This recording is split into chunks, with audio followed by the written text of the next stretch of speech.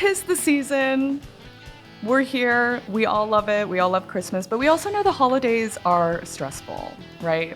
Everybody always talks about how stressful it is, and there are a million blog posts, articles, podcasts, memes out there about how to manage holiday stress with pets, or, gift guides for your pet this year.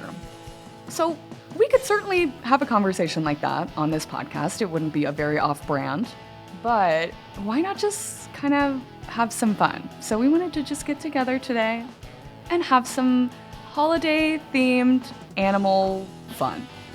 So, before you deck your halls, let's share some fun holiday-themed animal facts as we snuggle by the proverbial, but hopefully real-life, fire.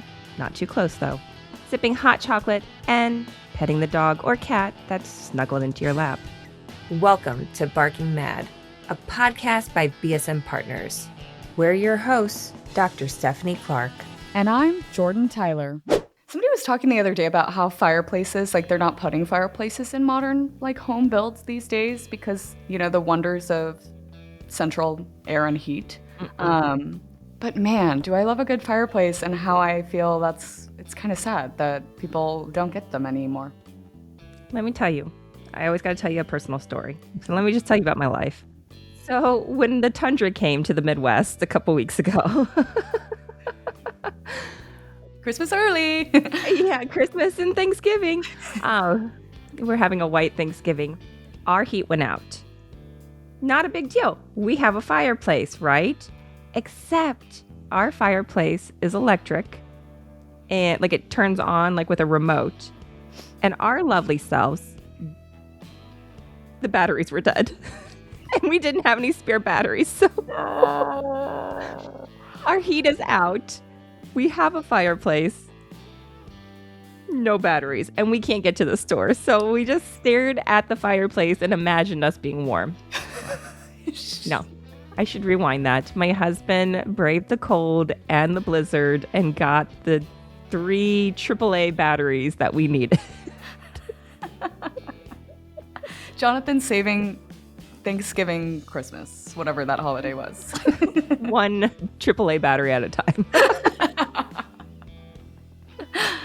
Yeah. I do miss the old fireplace. We had a fireplace in our last home, and we don't have one here. But we are still continuing the tradition of wrapping all of our pets' presents because, so growing up, we had a family dog who just absolutely loved unwrapping presents, and he was really good at it. And so we would meticulously wrap all of his little toys, and they would all be kind of look like lumps of coal, right? Because it's just this little stuffy in a bunch of paper, and it's what could this possibly be? But he just had the best time, just getting in there. He would get so excited when we would hand him a present, and he would get to just go after the paper. And it was funny because he would go right for the toy. He would pull the toy out of the paper, and then he'd be like, okay, that's me, I'm done, and go off to a corner somewhere to enjoy said toy. And then all the paper on the ground afterward became cat toys. And so it's just fun for the whole family, truly. So what I'm gleaming from the story is your cat didn't get any any Santa gifts. No, just kidding. I love it though, because that's what we always did. So pre-kids, imagine us, we have this family tradition where we make our own stockings. My mom did it when she was pregnant with each one of us, my brother, my sister, and I. And we have just carried on that tradition. So I actually stitched together, sequenced up a super pretty dog stocking, and Jonathan and I had to fill it every year. And again, pre-kids, so we had lots of time on our hands. I look back and I'm like, what did I do with my life? Yeah. But we would literally take pictures and film them opening up their stocking. Yeah. For the keepsake, and now I right? Look back on it. I don't know. And now I have them in my phone forever of our dogs opening up all of their toys from their stocking. But I'm like, not the stocking, because I can't put that sequence back on. Too much. Well, because the dog doesn't know, right? He just sees something, crinkly and glittery with really good stuff inside, and he's like, I get to take this whole thing, right? And you're like, actually, I want the bag back. So prior to Barley, we had Gracie Lou Freebush, our original OG Beagle. And for anyone, miscongeniality reference there on the name. It's not just some random words together. But she was like a true Beagle. And like she would sniff it out. So like we had to like really like put it aside because she would like just like sniff out all the treats and like start eating the bag of treats before we even opened it. For sure. Yeah. They're smart. They know what they're here for. So, question. Did any of the stockings that you guys used to make as part of this family tradition include like, you know, like an outline or a silhouette or like a face of a reindeer? So for those of you that know me, my stocking actually has a lot of animals, and a reindeer is definitely one of them because maybe reindeers and Santa kind of go with the holidays, right? I don't know. Why would you think that? I don't know. What's his name? Rudolph, that's it. Yeah. I never knew how fascinating reindeers were. Like they're always like this mystical, magical beast. And yeah, they fly, but like, do they really fly? Where do they come from? Are they even real? Is it kind of like a unicorn for Christmas time? So I wanted to break down some really fun facts about reindeer. Can they fly? So sadly, no, reindeer can't fly. However, they're very, very good swimmers. So Sisu Datu, Raya, Disney, they swim like dragons. Hey, there you go. But they're also really fast. And so they can, quote unquote, fly over the tundra. They actually run or gallop or I guess prance. What do reindeer actually do? I mean, they're flying, right? Like they're zooming. Right. They get the zoomies at 50 miles per hour, which is crazy. I mean, if you want to think about it, like in terms of like when we're on a highway or when, as I was talking to my daughter today, interstates, you're going 50 miles per hour. A reindeer is going to be right next to you. And because they go so fast, they can cover 20 miles a day. But okay, you're like, okay, 20 miles. Like we're maybe dropping the kids off at daycare and then coming back, or maybe dropping off like one gift. Sorry, Santa, can't do it. But their migration spans 3,000 miles. I don't know where they're going in this tundra, but they're moving places. And they actually have the longest migration of any land animals. I guess they're mammals up here. Lanimals. Mystical beings of laminals. Yeah, I think like I never knew any of that stuff about reindeer. And I think probably until I was old enough to be embarrassed to admit how old I was when I like finally realized that reindeer are totally real. Like we didn't just make them up for Christmas, like they're real animals. They totally exist. I always just thought, I guess they were like part of the Christmas folklore, you know, and like the story of Santa and his reindeer. And then I was like, oh, right. These guys actually do live in the tundra. But I know reindeer have some like interesting genetics. Yes. Oh, they are so fancy. So like back in the day when we could actually like put contacts in to change our eye color, I don't know why. I just poke my eyes daily so I can see, let alone for fashion. Their eyes change colors. And I was like, why would their eyes change colors? So I started doing a little bit of looking into this, and it makes sense. It totally makes sense. So they live in the Arctic Circle, right? So things are going to either be like, oh, super bright, or they're going to be dark. And so their eyes change colors to allow different amounts of light in. So in the summertime, they get real fancy with some gold. And that's so it can reflect the light, the harsh light. But in the wintertime, they turn to a cool blue because it gets dark and it needs to let in more light. So thought that was super fancy, crazy. I just thought it was for fashion. It's not. There is actually science behind it. Reindeer out here changing their eye color before it was even cool. They're just over here. Don't mind me. They're like, just going to get my gold eyes on for today. You're like, oh, you had to get these off Amazon? I came with these. Sorry. And I mean, again, They were fashion before fashion was even fashion. Changing eye colors. I mean, we're putting makeup on our face to like have the rosy cheeks and the rosy little nose that is supposed to be all cute. And so it got me thinking, Rudolph.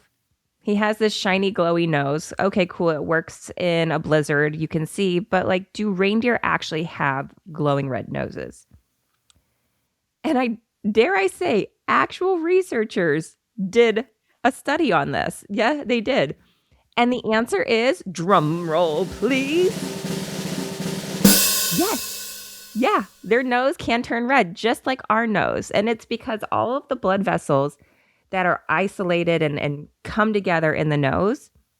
And so it helps them thermoregulate. It helps them when like it's really cold. And so, I mean, is it like bright red like you're in my Christmas sweater? Not really. They actually had a picture, which is really cool. But it's a cute little pink nose and it's so adorable. So who knew that if you and I were out in the winter long enough and the cold, we could actually lead Santa's sleigh with our cute little red nose. Oh, every little girl's dream.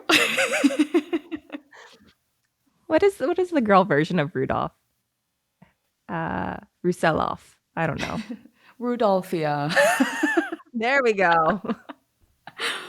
Yeah, I had no idea that that was a thing. And I was just doing like a quick search because I was like, no way. No way their noses actually turn red. Mostly because I was like, solidarity, right? My face gets red.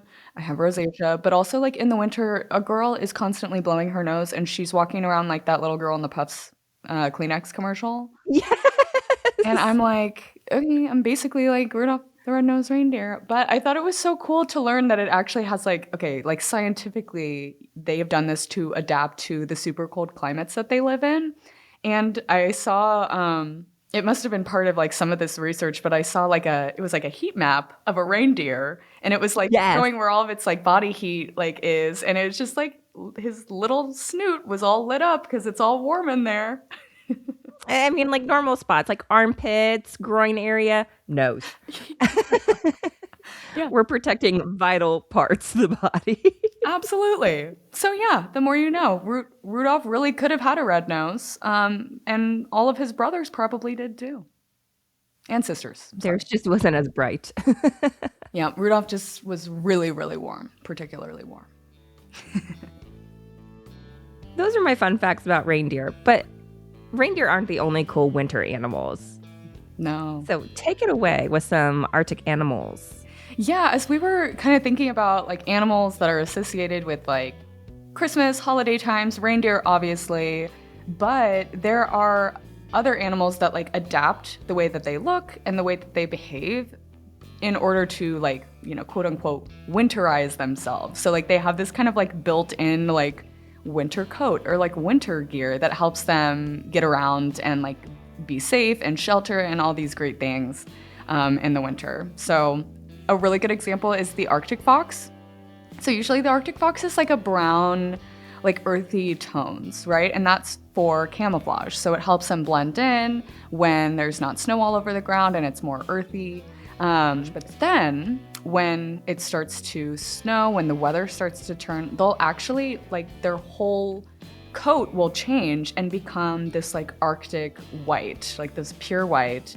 And it's so that they can continue to camouflage. I also read that snow is a really good insulator. So like a lot of animals that like live in like Arctic climates or colder climates will use snow as like their shelter, because like I guess if you can fortify your own body and then like, you know, dig a nice hole in the snow, it can actually be pretty warm in there. I was reading that and I was like, there's no way that cold can keep you warm. But yeah, I guess when we think about igloos, yeah, somehow people survive in them. I get really cold, so I don't know. I mean, I think I'm along like the bears of like hibernation, or like maybe even like some of like the marine mammals of like the blubber. Maybe that's more me. The blubber thing too, yeah, like just super dense layers of fat to insulate against such cold temperatures. That does sound really freaking nice. It sounds like a nice. That's why we eat so much on the holidays, because we're just insulating. Yeah, 100%. But yeah, to your point, like bears, that's why bears hibernate over the winter. They eat as much as they possibly can to hold themselves off.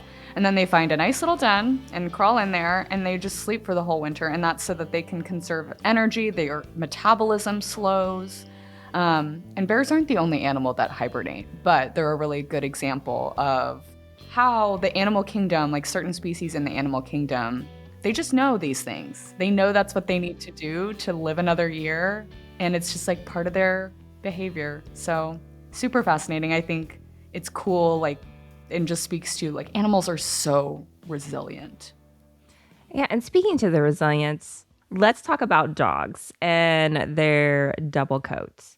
So we know that animals have double coats, and taking this back to some of our domestic partners, dogs have a double coat. So they have an outer layer. It can help repel like water. It can actually keep dirt. And you're like, why would you want to keep dirt out? And it's just so like bacteria and everything doesn't get close to the skin. So it's that really rough coat. But under there, they have what's called an undercoat.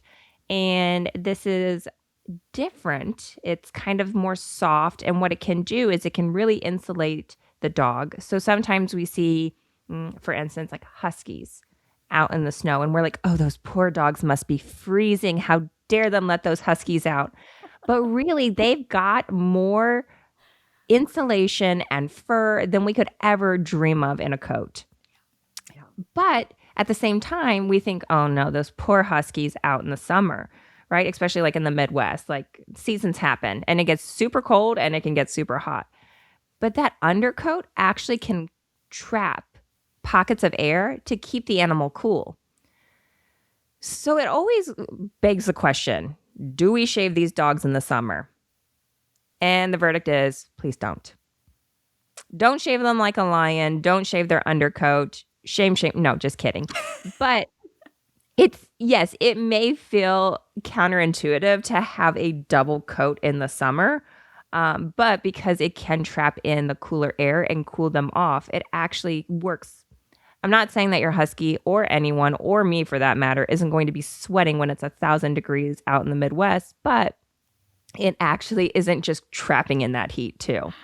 But yeah, anybody with a husky will tell you, like, it's hard to get those dogs to come inside in the winter because that's just like they thrive in that. That's what their bodies are built for. And so I think people like will try to, oh, they must be cold. We got to put a sweater on the dog, or like in the summer, oh, they must be hot because of that double coat. Like, let's shave them to do something about it. But like dogs are actually really good and have evolved to be really good at regulating their own temperature using, the tools at their disposal. Like if they have a double coat, panting is also a form of thermoregulation. So they've got this. Don't go crazy with the clippers this summer. And your dog's just Let your dog play in the snow if they want to. Yeah. Lenny loves the snow. But PSA about that. Don't leave your dog in negative 100 and don't leave them out in 100. Like there's common sense. Use discretion. Please use discretion. Yeah. And I know, so I'm going to backtrack just a second. I know what you might be hearing is, Jordan, your dog really doesn't need a Christmas sweater. And that might be true from a factual perspective. But have you seen him in a Christmas sweater? Because it's really cute. And he's 100% still going to be wearing a Christmas sweater. So he might not need it. He might be totally fine without it. But, Christmas sweater really never hurt anybody. So I mean, guilty as charged. My dogs had winter coats when I was living in Rochester, Minnesota. Yeah. Yes, the snow was like taller than me, and I have a little dachshund and a beagle, but I put their little winter coats on and I was like, let's go outside, because of course, like, it's snowy 9 months out of the year, 13 months out of the year, who knows? It's snowing always. But I don't know. Did it help? Did it not help? But they sure look cute doing it. So yeah. It's really more about the aesthetic for me. I know he doesn't really need it, but dang, does he look cute. He's got fashion. He is. He's fashion dog. He seems to be excited too when I pull it out, because like I've had people be like, does he like wearing that? Like, how do you know you're not just like torturing him? And I'm like, well, when I bring it out, he seems to get excited and he lets me put it on without, much of a fight. So I'm going to just tell myself that he likes it as much as I like it. Yeah. And if he doesn't, I mean, we can always just sing him Christmas carols and pretend to be Jolly Holly. Yeah. 100%. So speaking of that, singing Christmas carols, in case we're not warm enough in our Christmas sweaters and feeling the holiday joy by forcing our dogs to be as festive as we are, the 12 Days of Christmas. Let's talk about this. Because not only is this a ridiculously catchy, in-your-head stock song, but it talks mostly about animals, specifically birds, right? Why in the world are we singing 12 days about birds? But hear me out. Stephanie has the tea. I do. And I have consulted many a historians on Google and have many possible hypotheses to be confirmed. I don't know. Let you be the judge of it. So the first hypothesis was it is food for feast. So again, gonna reference Disney I guess now Pixar. Disney, Pixar, both. Unlike Bruce in the Finding Nemo, birds are not pets, but they are actually food. And so these birds are referenced to the Tudor Christmas pies, where they layered different bird species to make a dish. And I thought, well, that's really weird. But then I thought, turducken, right? We do the exact same thing. And when we eat a turducken for Christmas, again, we're all about being fancy today. So maybe all of these birds were just in relation to this is going to be our Christmas dinner and we're so fancy. Maybe not. If we want to take a maybe more traditional Christian approach, we can be sneaky, and kind of like a prohibition with a Christian twist is what I like to think of it as. And the second hypothesis was this was a way for the English Catholic to teach about their faith in a time where they could be persecuted for talking about their faith. And I got really down this rabbit hole. So each gift represents a religious concept. I will give a hole to this or a limitation to this hypothesis. They don't do all the 12 days, but they do 9 out of 12. So they get an A for effort with like a partridge in a pear tree equaling Jesus, where 2 turtle doves equals the Old and the New Testament, or 10 lords a leaping is for the 10 commandments. So Yeah. maybe not, but wanted to take a TO in this and go on a little partridge in a pear tree tangent. Because what is a partridge? Do we even have them? So I got to digging into what is a partridge and are they even in a pear tree? Do they even like pears? I like pears, but does the partridge? So to the basics, they are medium-sized ground birds. And I was like, what in the world is a ground bird? That basically means they're not flying. So is a partridge in a pear tree? Not unless you put them in there. Don't put them in there because they can't get out either. Who put this partridge in a pear tree? He's stuck in there. That's like animal cruelty, right? Their nests are on the ground. Yeah, I guess wild chickens. But they're only native to the Europe, Asia, Africa, and then they were finally introduced to US. So maybe they're the fancy birds of the ground. Maybe they're the fancier versions of chickens. Either way, don't do it. Don't put them in a tree. But then, of course, referencing back to our Halloween episode where we talked about symbolism, a partridge can be symbolized as Christ's sacrifice and protection to Christian tradition. And so, dare I say that the partridge, the medium-sized brown ground bird, in his famous role is the 12 Days of Christmas. So, number one, he's a celeb. Welcome to the world, partridge. Welcome to the U.S. where anyone can be a celebrity. But second, completely different symbolism. And again, Referencing back to the Halloween episode, we've seen this. It can also symbolize hunting, lust, and a divine warning. So, bird, you dangerous. Maybe you deserve to be in a tree if you're going to be a bad symbol. No, just kidding. Full of lust, go sit in a pear tree. You deserve to tree. Sit in the tree and think about what you have done, you lustful bird. So, anyway, Hilarious. Reeling it back in from my tangent. Number 3, the third hypothesis for, again, we're talking about the 12 days of Christmas in case we're still tracking. Church bells a ringing. This is, the theory is around it's wedding gifts of a suitor. So back in the day when you wanted to marry said lady in the town who you thought was fancy, you would give a gift. And usually that gift considered some sort of animal, right? Like, I'll trade you your daughter for a cow. However, as the 12 days of Christmas keep going on, the gifts get more and more luxurious.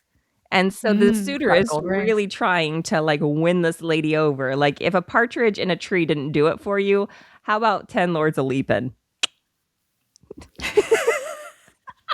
Swooned, right? Like, hilarious. Yeah. I can see that. And then just reeling it in, just rounding it out with hypothesis number 4. And we are making this way harder than it has to be. It's just a song to help children memorize things. It's repetitive. It rhymes. You're welcome, kids. Like, that is like the epitome of like how to design a lesson in school. 100%. It also is a brain worm, if I've ever heard one. Because once you hear that song, there is no getting it out of your head for at least the rest of the day. And if you can do that, tell me your secrets, because it's in there. It's deep, deep in there. Who would have guessed 12 Days of Christmas is a nursery rhyme? We all just didn't know. So 12 Days of Christmas, I never heard about the link to the Bible. I thought that was really fascinating, and it makes a lot of sense, like historically and like all of that. But it also kind of made me think of other Christmas songs that talk about animals, and like we would be remiss to not talk about the Hippopotamus' song, I Want a Hippopotamus for Christmas. Yes. It's got to be one of the most iconic Christmas songs, just because what? Like, and if you don't know it, you even listen to Christmas music. If you haven't heard it, you might actually live under a rock. But yeah, it's basically just this little girl who's talking about how she wants a hippopotamus for Christmas. And why? How? Why? This is what happens when you let 10-year-olds write songs. I can for sure see Esther doing this when she's 10. The amount of songs she makes up now at almost 5, she's for sure. Now, I don't know if she's going to be able to hit those notes that Gayla does, but... But she might be the next Gayla Peavy. Leave it to her long enough. I'm sure she'll create something. But I thought it was interesting. So we noted, this actually, you noted this, and I'm just going to read it. Read it, girl. I'm just going to pretend anyway. That the extra S's, hippopotamuses and hippopotamuses like me too. She added those in, like, unbeknownst to, like, the recording studio or, like, her parents or, like, the people that actually, like, helped her, like, produce the song. It was just, like, an off-the-cuff thing, and it's totally made it, like, such a famous Christmas song. It's kind of ingenious. And we also put down, she actually did receive a pygmy hippo for Christmas? Matilda is which, the name. Again... Matilda? Mm-hmm. That's the name of the hippo. The pygmy hippo that she got for Christmas, his name is Matilda. So again, why? But she ended up having to return it to a zoo because the zoo didn't have a hippo. And really, the hippo belongs in the zoo, let's be real. So, is there a Santa Charlie Brown? I'm not sure. I'm just kidding. The gift that gets taken back. But I thought it was awesome. Like, they rallied around after she had changed the song, like literally walked into the recording studio, decided, I'm not feeling it today. I'm going to jazz it up. Changed the S's, changed a couple of other lyrics. Clearly the recording label didn't just like mute her there. And then the town felt really sorry. And they were like, you know what? We're going to raise funds and we're going to get you a hippo for Christmas. Because that's what we should be fundraising for. Sorry, Gayla. Listen here, Hallmark. If you don't have a story about this yet, this is your next Christmas story. Seriously. I mean, yeah, we can have like a city guy and a farmer guy and who's going to donate the hippo. That will make it feel more Hallmarky, but we literally have the basis of it. It is. It's a movie. It's already a movie. It writes itself. So I thought that was interesting. But we also pulled some hippo facts just because this is a pet podcast. This is an animal podcast. So like, yes, while it is absolutely ludicrous to ask for a hippo for Christmas, and also to receive one and then have to donate it back to the zoo. The whole thing is crazy. Like, reasons why you wouldn't actually want a hippo for Christmas. They're actually like kind of aggressive, like can be dangerous animals. They're huge, first of all. But they have a stronger bite than a lion's. So like that's pretty up there.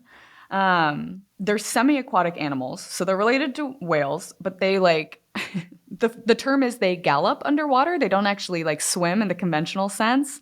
They just kind of, do their best. So what you're telling me is we ever cross an aggressive hippo because we have come into its territory, go to deep water because he can't get you. That may or may not work for you. Let us know. No, I don't think that would work because I think they can hold their breath for like 5 minutes or something like that. So as they're galloping under the water, they're getting you.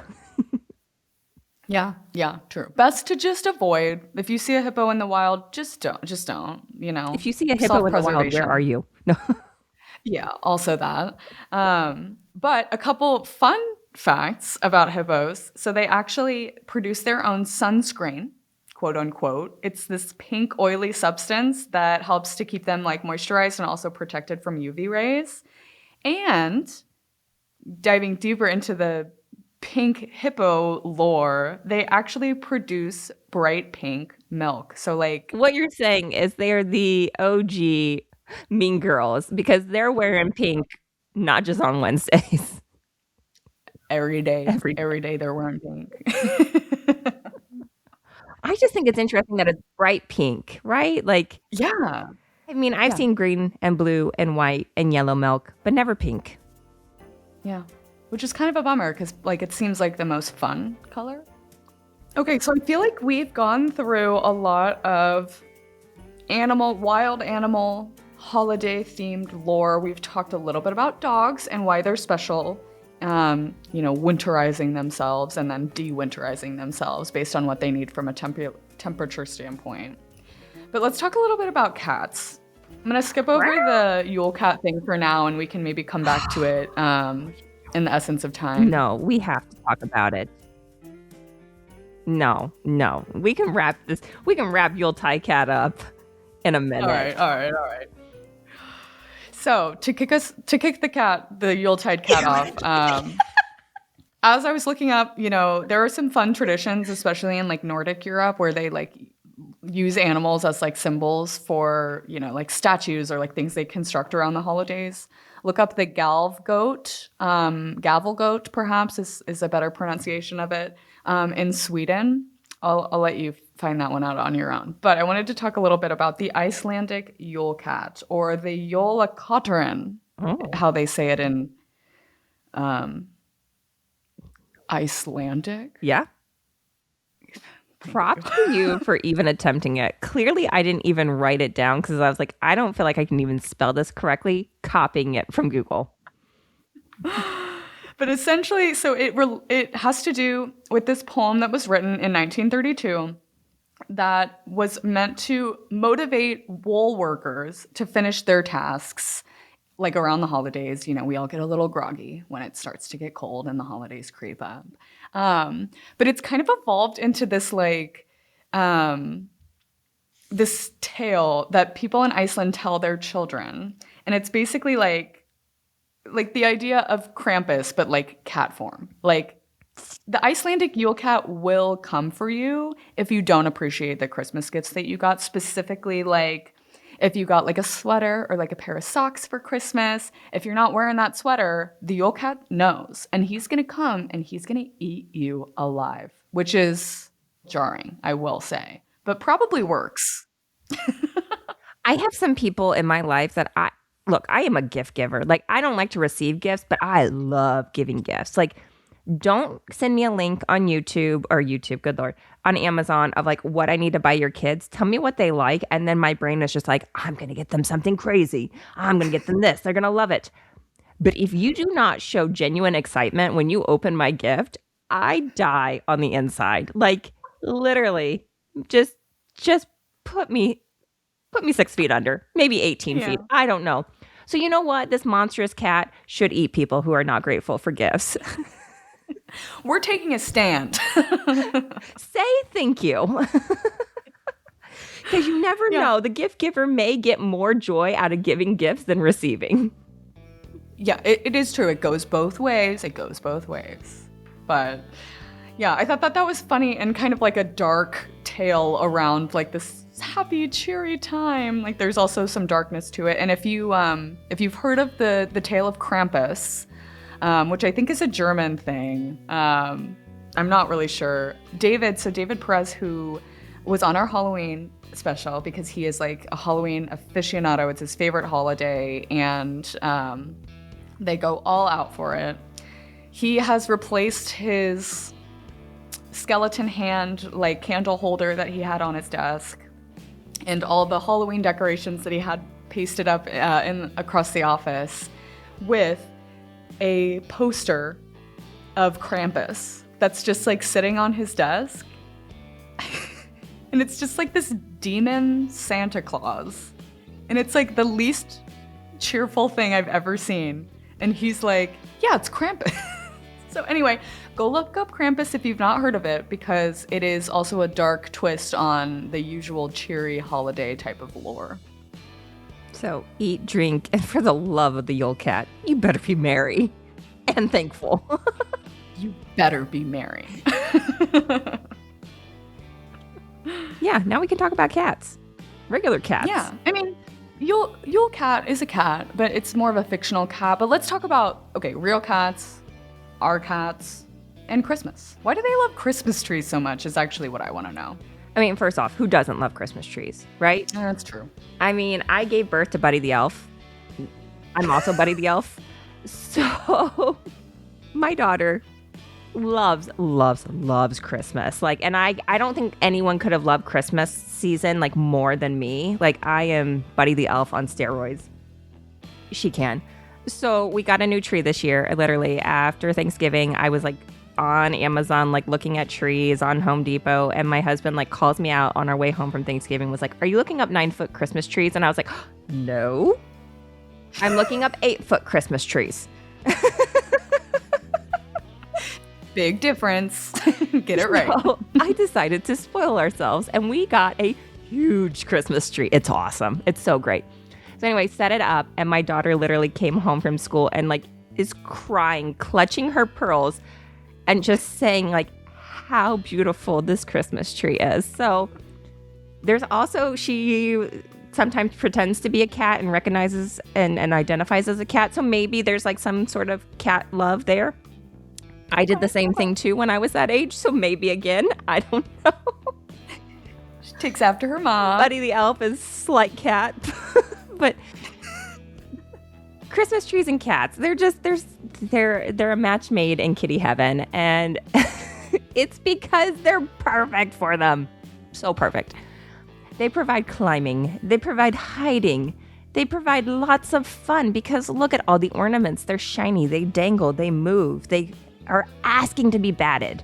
Like, you literally have set up a cat tree in tree form. So cats can't help themselves. I can barely help myself. I mean, for the love. My daughter can't help herself. She has to hit the "I want a hippopotamus for Christmas" ornament that we have every morning. So that's so cute though. She'll clutch her pearls and like, oh, it's just the most beautiful thing. I'm like, if only anyone looked at me like half of like the enamel that you're looking at our Christmas tree. Yeah. Don't forget to look at your partner the way Esther looks at Christmas trees this season. It will make them feel so loved. Clutch your metaphorical pearls for the love. So, can you really cat-proof a tree? I mean, at the end of the day, cats do what cats do, right? Like honey badger don't care, kitties don't care either. But I mean, you can try baby gates. You can try protecting the cord because we don't want to electrocute the kitty. And you can even secure the tree. You can even try and get some boring, non-breakable ornaments that don't dangle and don't shine. But at the end of the day, is anything really cat-proof? Is anything really badger-proof? No. It's so true. It's so true. I will say, so I don't know, pro tip, rack, I don't know. But we used to have a tree skirt and we would put like little fluff under it because one of our cats really just loved to sleep under the tree. Like she wouldn't try to climb it or anything. The other cat would, that was her prerogative. But Neela's she just wants to snuggle under the tree. She just thinks that it's a really great nap spot. So this year, Ron ordered a cat tunnel that like acts as a tree skirt. So it goes all the way around the base of the tree. And they can like get in there and like, you know, there's like 2 entry points. So they can like get in and out and be like all sneaky about it. They are absolutely obsessed with it. Every time I've come home, one of them is like running out of there to like greet me. So like I know that they're like in there throughout the day. But it has also, I think, helped us to mitigate some of that collateral damage because she's like, oh, this is for me. So I don't need to like screw up all of your stuff that you did. Like I'll just sleep under here. It's been great. Please tell me you put this in the holiday gift guide that we're putting out. I think I was too late, but I will put it in the comment section for sure because I need to see a picture. It's been a wonderful purchase. I'll send you one. I mean, I don't have a cat, but Annie is old and crotchety at 15 years old, and she's beginning to sit under the Christmas tree to take naps. So maybe she may like a tunnel. I don't know. Yeah, I bet she would like, because she likes to like hide around too. So she might like a little hiding spot. Yeah, I think so. Definitely. But let's talk about adorable. other cozy, cuddly, warm, snuggly buggly things. Yeah. And I'm going to hooked on phonics this, and I'm probably going to butcher it. So you can definitely correct me. The term Hygge? Hygge? Yeah, it looks like Hygge, but yeah, I think it's pronounced Hygge. Okay. I was like, my hooked on phonics is failing me right now. But maybe. I mean, it is in like Norwegian, so like you get a free pass. I don't even know how to do a Norwegian accent to like really like understand. Anyway, the word Hygge. Hygge. Sorry, I'm so sorry. It had to come out. Intrusive thought. It just like. So anyway, the science behind cozy and snuggly, and I am like total TMI. I love to snuggle. I have a weighted blanket. My dogs must snuggle me. I must snuggle. I finally have a daughter that likes to snuggle, and it is like I could live 1,000 years just snuggling my daughter. So anyway, a Danish and Norwegian term, this hygge, that doesn't really relate to any English term that we have, which totally makes sense because I'm finding more and more that we don't like to snuggle. I am an oddity. But it's used to describe a mood of coziness. I'm even like doing like warm, cozy like snuggles as I'm talking about it because I'm like, yes. But fun fact though, like Denmark is ranked among the happiest countries in the world. And it's because this hygge is a way of life. And maybe that's why I'm like not very like combative or maybe like so passive, just because like at the end of the night, I just like to snuggle. And I don't know. Yeah, it's the science and the psychology of what it means to be cozy. Like there is totally something there. So let's break down some science real fast. It involves like our sensory, like we are triggering psychological, biological, like it activates our brain's relaxation response. So the exact same thing as like when you get stressed out and you need that hug and that pressure like against your chest and it just relaxes you. Most people, maybe not everybody, but then there's something wrong with you. But it reduces stress and it promotes feeling of this like safe and well-being, and safe and good well-being people are nice. Mm-hmm. Like you don't feel safe and you don't feel like warm and cozy and happy and like need to like tear somebody down. Yeah, it's a full body experience. Mm-hmm. I love that. I think that there, like the psychology behind coziness and like safety is so interesting. And I love that. Like, I think that's why like subconsciously we all get a little bit excited around the holidays because we know we're about to enter this season of like slowing down and, you know, cozying up and just being a little less go and more just like, okay, let's just like relax for a second. Let's turn on the fire. Let's get some hot cocoa. Maybe read a murder mystery book or watch a Hallmark movie, whatever floats your boat. Yeah, 100%. And it also like, so, you know, like your dog curls up like a cinnamon roll before going to bed. Your cat probably does the same thing. I don't know. Ferrets probably do that. There are probably other animals that do that. But that's like they do that because it helps them to feel safe. It like from a survival instinct perspective, it makes sure that their vital organs are protected during their most vulnerable times while they're sleeping. Mm-hmm. But also it makes them feel less anxious about like their surroundings. And so if you got a cinnamon roll on the couch next to you right now, that guy feels really safe around you and he's living the best life. But let's talk about cats though. Cats and their cinnamon rolls, because they come in boxes. You can get a box of cat cinnamon rolls. A baker's dozen. I think my husband may kill me if I come home with a baker's dozen of cats. I think mine would too, and he really likes cats, so.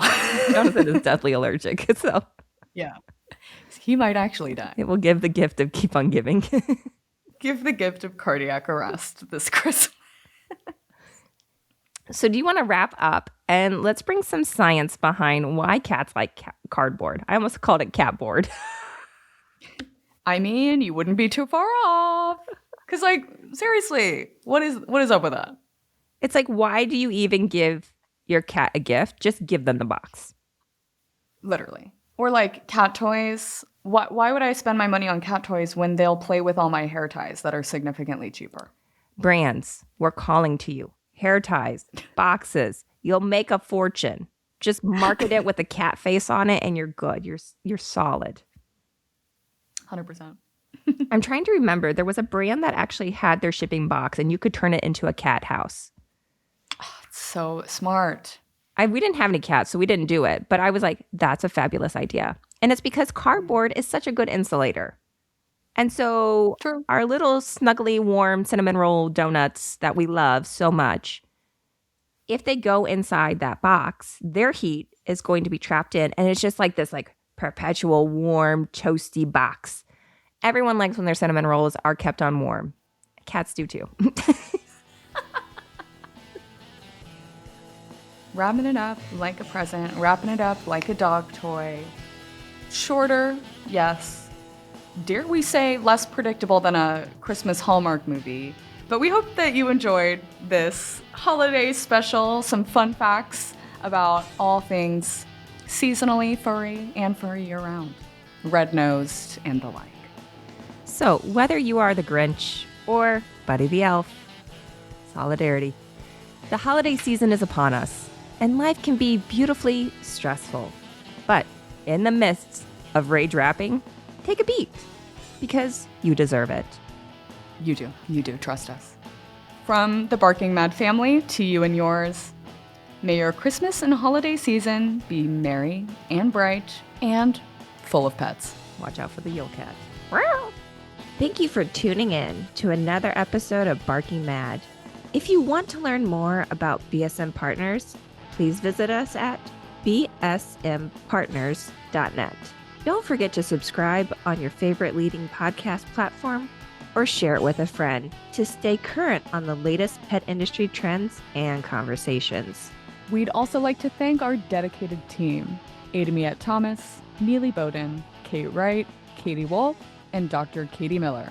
A special shout out to Leanne Haggerty and Michael Johnson in support of this episode, and to David Perez for our original music in the intro and outro.